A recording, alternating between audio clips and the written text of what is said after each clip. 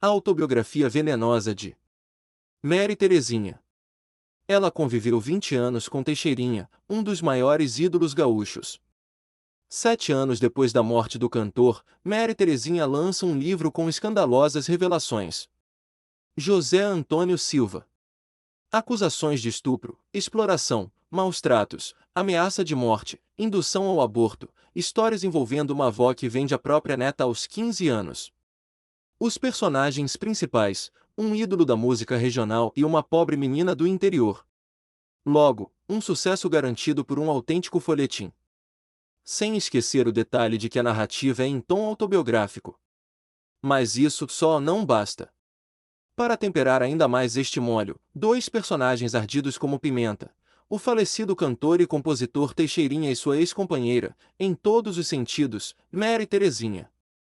Na primeira quinzena de abril, a editora Rigel, de Porto Alegre, lança o livro Agora Eu Falo, título ainda provisório para as 144 páginas de revelações feitas por Mary Terezinha sobre os momentos mais sórdidos da tumultuada relação dos dois artistas e amantes. No início eu o via como um ídolo e como um pai. Mas ele era 20 anos mais velho do que eu, e fui praticamente estuprada por Teixeirinha. Com declarações fortes e picantes como esta, ela promete causar muito alvoroço entre os fãs e amigos de um dos maiores ídolos que o Rio Grande do Sul já produziu e o primeiro a conseguir alcançar sucesso nacional. Veja quadro à página 6. Com a mesma sutileza com que um elefante pisa em ovos, Mary Terezinha Cabral Brum ataca a imagem do autor de Coração de Luto, leia-se Coração do Rio Grande, ídolo supremo da canção gaúchesca. Quem aposta tudo na história nada romântica de Mary Terezinha talvez se decepcione.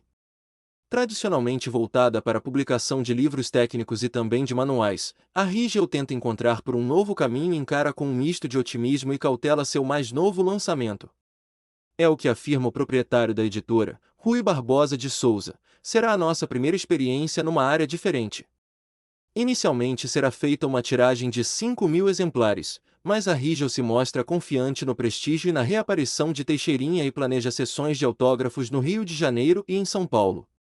O livro foi escrito com o auxílio do jornalista Dedi Pires, 40 anos, que já tinha experiência em biografia. Em 1987 lançou Receita de Sucesso, a narração das desventuras de um marginal. Ele conta que abriu mão de parte do passado e realizou longas entrevistas com Mary, em sessões que duravam cerca de 3 horas.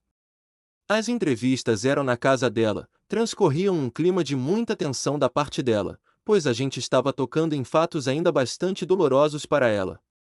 As conversas foram gravadas pelo jornalista, que as juntou aos manuscritos da parceira de Teixeirinha para fazer a narrativa final da história. Entretanto, o texto acabou se desentendendo com a editora e deixou o projeto nas mãos do editor de texto da Rigel, Antônio Pires.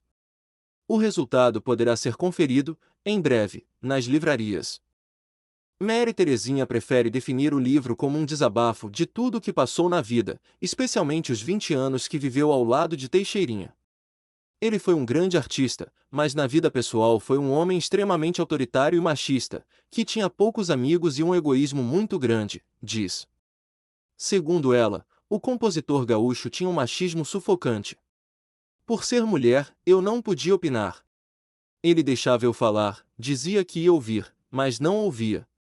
O tempo em que estivemos juntos. Da parceria nas composições em shows, Mary Terezinha e Teixeirinha também formavam par romântico nas telas de cinema. Eles fizeram 12 filmes, entre eles Coração de Luto, 1966, dirigido por Eduardo Laurenti, Motorista Sem Limites, 1969, de Milton Barragán, e Ela Tornou-se Freira, 1971, de Pereira Dias. O diretor Milton Barragán, responsável por 5 dos 12 filmes estrelados pela dupla gaúcha, comenta: Teixeirinha tinha um temperamento instável e às vezes era meio prepotente durante o trabalho. Mas salienta, ele teimava, mas costumava acertar, porque conhecia o público dele como ninguém. Quanto ao relacionamento do casal, Barragán afirma que só os via discutir sobre problemas no trabalho e acrescenta: se tinham problemas de caráter privado, eu não sei. É justamente com o caráter privado da relação entre os dois artistas que Mary Terezinha não se preocupa em seu livro. Ela volta à sua memória Bagé, onde nasceu em 30 de março de 1946, para falar sobre seus avós, com quem morou até que Teixeirinha entrasse em sua vida. Ainda criança, ela ganhou um acordeon do avô e aos 9 anos já se apresentava em programas de rádio da região sul do estado. Ela recorda que a primeira vez que ouviu a música Coração de Luto chorou de emoção. A música tocava a todo momento nas rádios. Começava a nascer o mito Teixeirinha, conta. A partir daí, Mary se interessou pelo trabalho do cantor e compositor gaúcho. Comecei a tocar, cantar e dançar suas músicas no programa Céu e Chão de Querência. Foi quando me apelidaram de Teixeirinha de Saia, no auditório da rádio. Em uma apresentação do cantor em Bagé, Mary foi escolhida para substituir o sanfoneiro que faltara e acompanhar o grande ídolo durante o show. Depois do espetáculo, ela foi elogiada por Teixeirinha, que a convidou para acompanhá-lo numa turnê. O convite foi imediatamente aprovado pelos avós da menina, então com 15 anos, mas o avô impôs uma condição: a avó da guria deveria viajar com os dois como acompanhante. A partir daquele momento terminava a história da menina Mary Terezinha e começava a da parceira do ídolo Teixeirinha. Uma mudança de 360 graus, nunca antes imaginada por Mary, que modificaria definitivamente a sua vida. A nova dupla fez sucesso imediato e não demorou muito para que Teixeirinha, então com 35 anos, começasse a assediar Mary. Ele dizia que eu era muito bonita, muito talentosa, de muita serventia, recorda a cantora com a voz serena. A avó, que tinha sido designada para vigiar a neta, tomou atitude inesperada. Ela praticamente me entregou a Teixeirinha, pois estava entrando muito dinheiro. Mary começou a ter relações sexuais com um compositor gaúcho e a consequência, mais do que previsível, aconteceu um ano depois, uma gravidez indesejada. A avó, mais uma vez, voltou a surpreender. Ela me levou para fazer um aborto em Porto Alegre como se leva uma vaca para o matadouro, dispara. Mary conta que não queria abortar, mas foi obrigada por Teixeirinha, que a todo momento dizia: se tu não fizeres isso eu vou para a cadeia porque tu és menor de idade. Nessa época o avô de Mary estava muito doente. Pouco tempo depois, faleceu. Segundo ela, a situação piorou mais ainda. Eu comecei a ser realmente explorada por Teixeirinha e por minha avó, para quem eu era uma verdadeira mina de ouro. De acordo com Mary, a divisão dos lucros também era feita de maneira injusta. A cada apresentação ela recebia apenas uns trocados. Depois passou a receber 5% e só após muitos anos, e muitas brigas, passou a ter direito a 10% dos cachês. Esta versão de Mary Terezinha é colocada em dúvida pelo ex-sócio de Teixeirinha, Person Antônio Fontes. Teixeirinha era um homem muito econômico e sempre cuidava bem do dinheiro dos dois, garante. Teixeirinha sabia mesmo como lidar com dinheiro. Em 25 anos de carreira, acumulou um patrimônio considerável, 3 fazendas, vários carros e diversos imóveis espalhados em Porto Alegre. O mais famoso de todos, uma mansão de 35 cômodos e uma piscina em forma de cuia, situada no bairro da Glória e avaliada em cerca de 900 milhões de cruzeiros. Person Fontes trabalhou junto com Teixeirinha na elaboração de programas para as rádios Gaúcha, Difusora e Farroupilha. Baseado nessa experiência, ele desmente Mary Terezinha. Pelo menos no programa de rádio ela ganhava um cachê muito alto, às vezes maior que o do Teixeirinha, que tinha de conseguir os patrocinadores e arcar com os custos. E devolve o veneno à cantora. Era uma boa pessoa, mas não tinha muito entusiasmo pela profissão. Para completar, Fontes profetiza um enorme fracasso para a tentativa de Mary se lançar como escritora. O motivo apontado por ele é tão simples quanto o público do falecido artista. Os fãs de Teixeirinha não têm costume de ler. Indiferente às reações que seu livro já desperta, Mary Terezinha tenta reconstruir sua vida e sua carreira no apartamento alugado à Rua Montreal, zona norte de Porto Alegre, onde mora com os filhos, Alexandre, 24 anos, e Liane, 16, ambos de Teixeirinha. Nunca se casou com o cantor gaúcho, pois se diz casada com Zoraide Lima Teixeira, com quem teve filhos. Mulherengo, Teixeirinha teve várias amantes espalhadas pelo Rio Grande do Sul e teve ao menos 2 filhos além dos 7 filhos do casal. A esposa Zoraide sempre soube das amantes do marido, mas parecia viver bem com essa situação, como afirma Mary. Quando Alexandre nasceu eu parei de viajar por causa da saúde dele. A esposa do Teixeirinhas, Zoraide, ligava para saber como o menino estava, pois ela sempre quis um filho. Mary também afirma que não contou com Teixeirinha para auxiliar na educação e criação dos filhos. O mais velho, Alexandre Brum Teixeira, hoje com 24 anos e estudante de direito, confirma que a mãe assumiu quase todas as despesas da casa e diz que, na infância, via com naturalidade o fato de o pai ter outra família. Eu me acostumei com aquela situação, diz, afirmando que sempre foi bem tratado por Dona Zoraide e pelos meio-irmãos. Alexandre reconhece que o temperamento explosivo e autoritário de Teixeirinha prejudicou o relacionamento do artista com os dois filhos. Ele sempre impunha a vontade dele. Tudo tinha de ser feito do jeito dele. Mas, como a maioria dos filhos, mostra-se compreensivo em relação às atitudes do pai. Ninguém é perfeito. Assim também pensavam os milhares de fãs ardorosos de Teixeirinha quando apontaram Mary Terezinha como responsável pela morte do cantor. Desde 1980. Quando foi diagnosticado um câncer na garganta de Teixeirinha, eu cuidei dele. Em 1983, quando ele estava melhor e a doença parecia estar estacionada, me separei dele.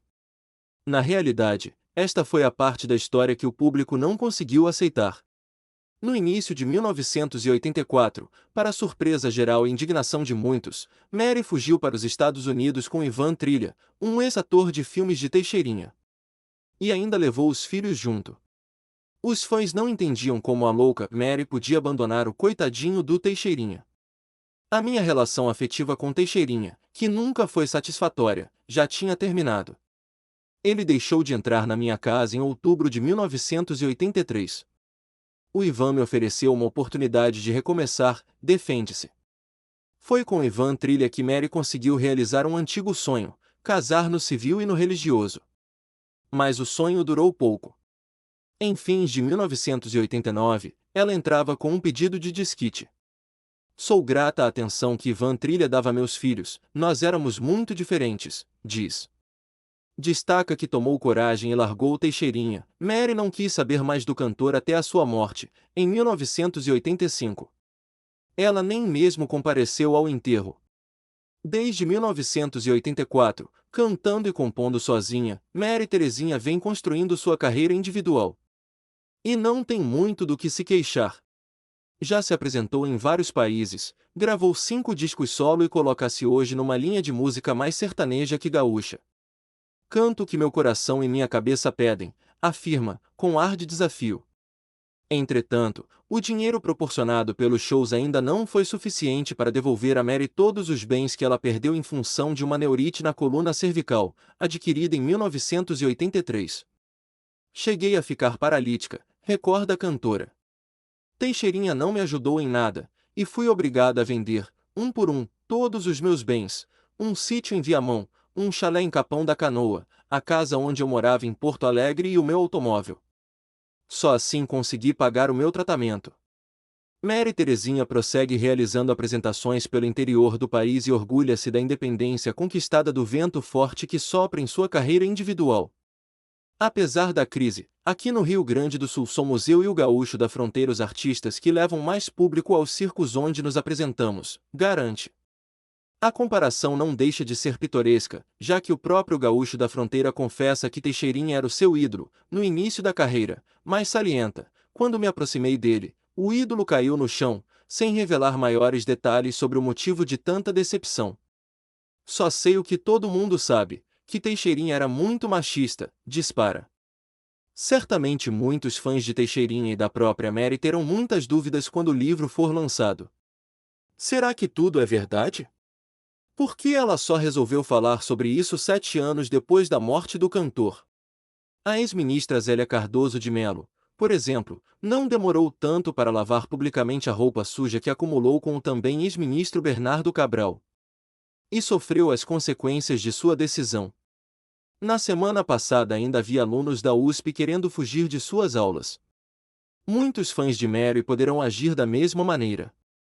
Sobre a imagem final que Mary irá deixar para os leitores do seu livro, ela passa as mãos pelo cabelo, engole seco e responde: ele me ensinou muito em termos artísticos, mas também me fez muito mal.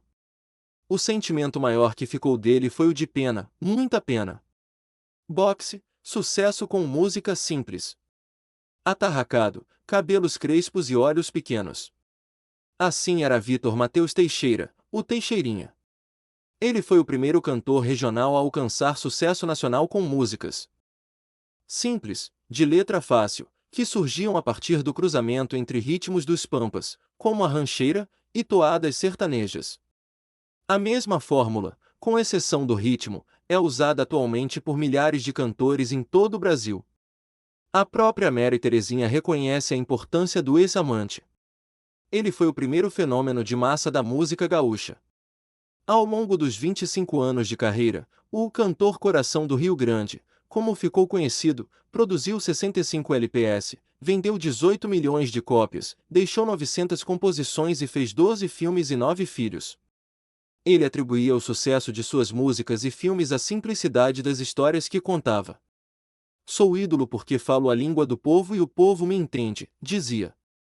Teixeirinha nasceu na cidade de Taquara. Aos 6 anos perdeu o pai, aos 9, a mãe em um incêndio. Mais tarde a tragédia serviu de inspiração para seu hit mais famoso, Coração de Luto, que rapidamente ganhou o apelido de Churrasquinho de Mãe. Em 1983 ele sofreu um infarto e, em dezembro de 1985, aos 59 anos, morreu vítima de um ataque cardíaco, sendo enterrado no cemitério da Santa Casa de Misericórdia, Porto Alegre.